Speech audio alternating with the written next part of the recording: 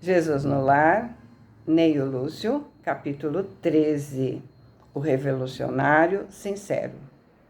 No curso das elucidações domésticas, Judas conversava entusiástico sobre as anomalias na governança do povo e, exaltado, dizia das probabilidades de revolução em Jerusalém, quando o Senhor comentou muito calmo.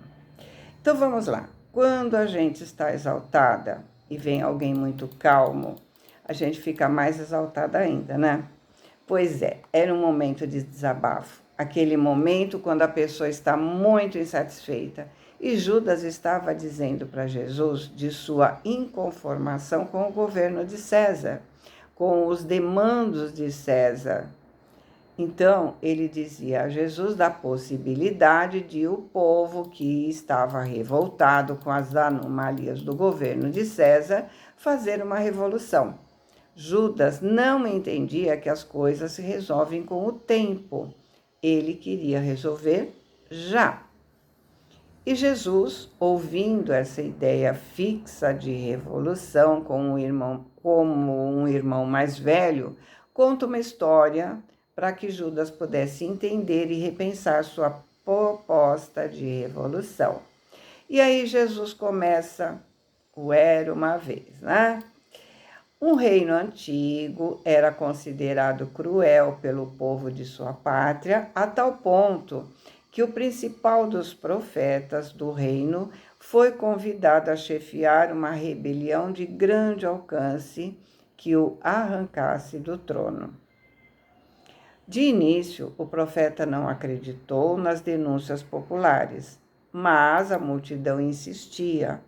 O rei era duro de coração, era mau senhor, perseguia, usurpava e flagelava as pessoas em todas as direções. Clamava-se grosseiramente.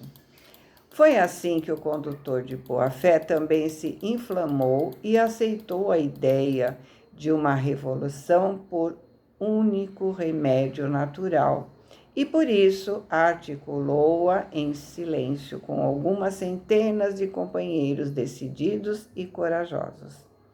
Mas na véspera do cometimento, como possuía segura confiança em Deus, subiu ao topo de um monte e rogou assistência divina com tamanho fervor que um anjo das alturas lhe foi enviado para confabulação de espírito a espírito.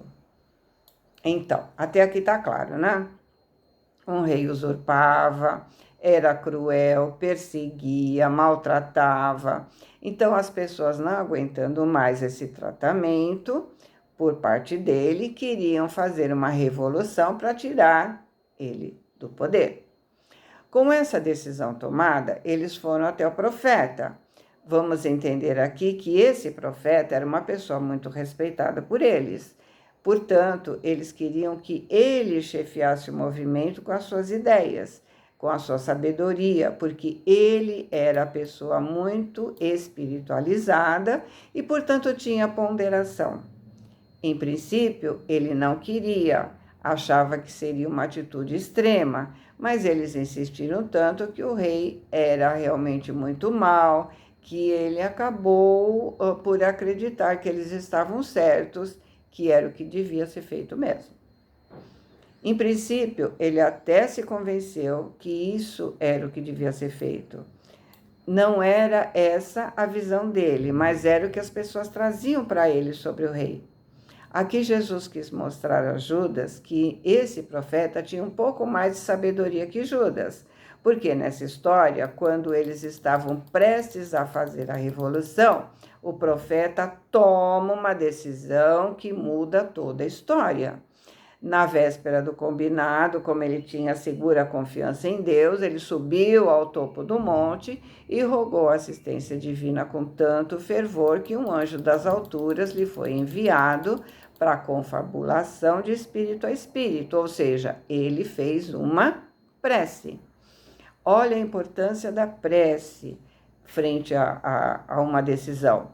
Sempre que estivermos prestes a tomar uma decisão, é o que nós devemos fazer, uma prece.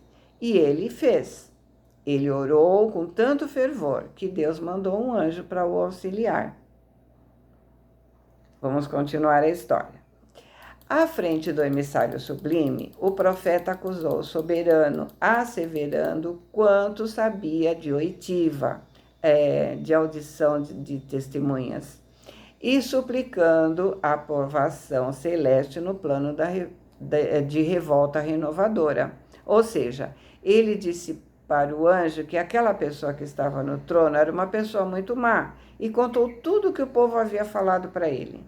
E pediu para esse anjo aprovar a decisão que tinha de tirar essa pessoa do poder e começar um novo reinado com alguém mais justo, mais sensato.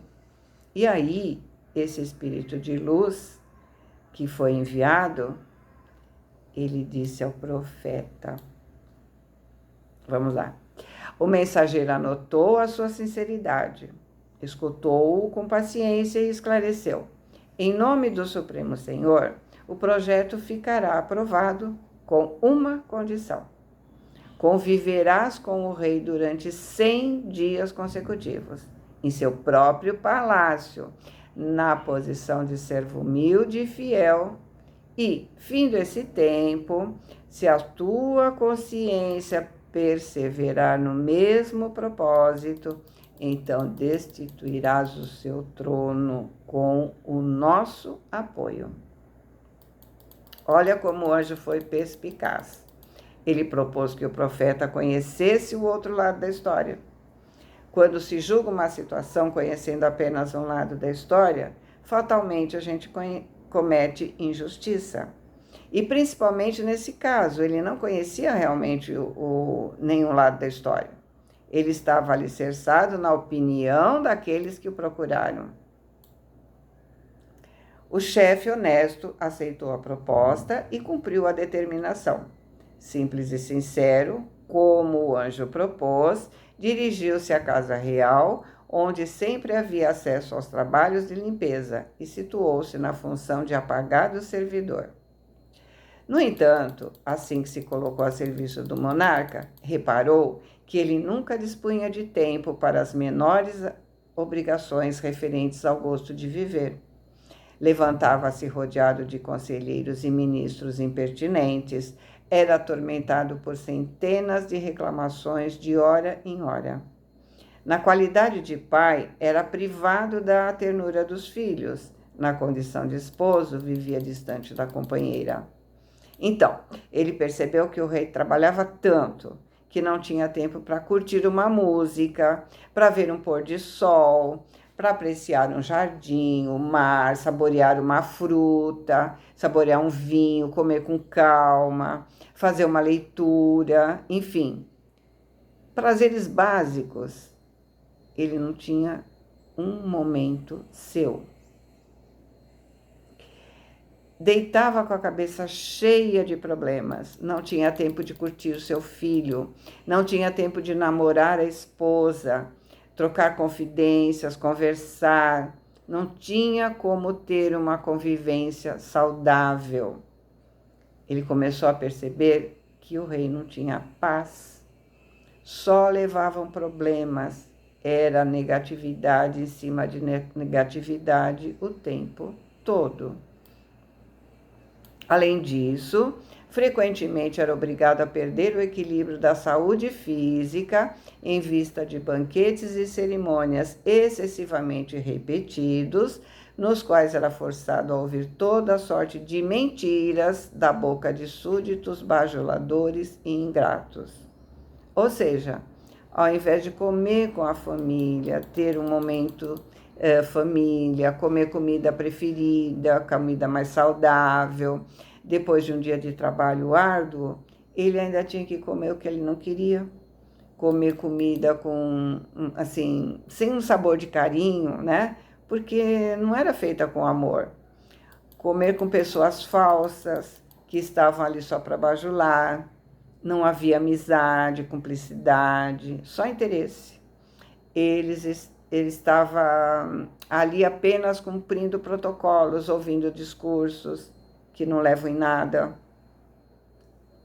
Nunca dormia, nem se alimentava em horas certas, e onde estivesse, era constrangido a vigiar as próprias palavras, sendo vedada ao seu espírito qualquer expressão mais demorada de vida que não fosse o artifício a sufocar o seu coração.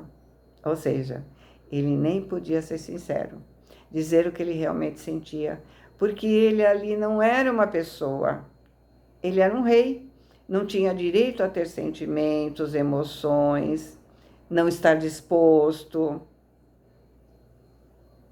O orientador da massa popular, o profeta, reconheceu que o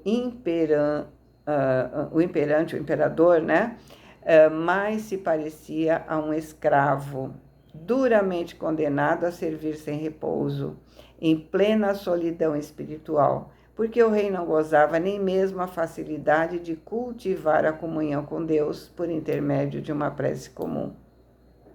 Então, quando as pessoas viam o poder, o glamour, os banquetes, as festas, não conseguiam ver o preço disso tudo para a pessoa que está vivendo essa situação.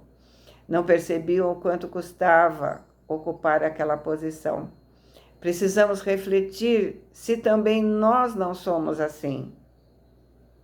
A gente sempre acha que a vida do outro é melhor que a nossa, principalmente quando vemos essa pessoa em destaque, linda, cheia de pompa, cheia de pessoas em volta. Será que a gente só vê o que as pessoas postam na mídia, né, nos Face da vida, e acha que a vida daquela pessoa é a vida que nós queríamos ter? Na mídia tudo é lindo, tudo é clamor. Ninguém posta seus dias menos felizes. Fim do prazo estabelecido, o profeta, radicalmente transformado, regressou ao monte para atender ao compromisso assumido, e notando que o anjo lhe aparecia no curso das orações, implorou-lhe misericórdia para o rei, de quem ele agora se compadecia sinceramente. Ver o outro lado, né? Fez com que o profeta, que antes queria destituir o rei, agora tivesse compaixão dele. Em seu coração nasceu a piedade e ele orou sinceramente por aquele ser.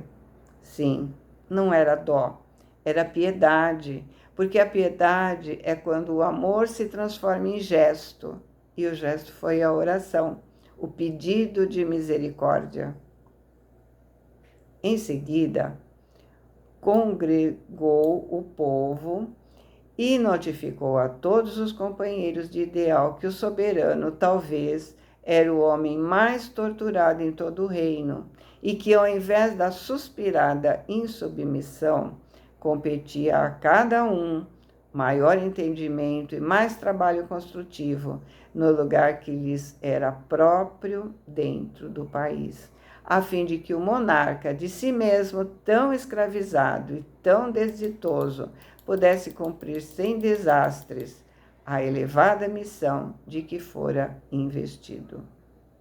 Em outras palavras, ele disse para o povo que o rei estava com problemas demais, sofrendo demais, e que o melhor que eles tinham a fazer era parar de ver os erros do rei e cada um fazer a sua parte. E assim, a rebeldia foi convertida em compreensão e serviço. Judas, desapontado, parecia ensaiar alguma ponderação irreverente, mas o divino mestre antecipou-se a ele, falando incisivo: a revolução é sempre um engano trágico daqueles que desejam arrebatar a outrem o cetro do governo.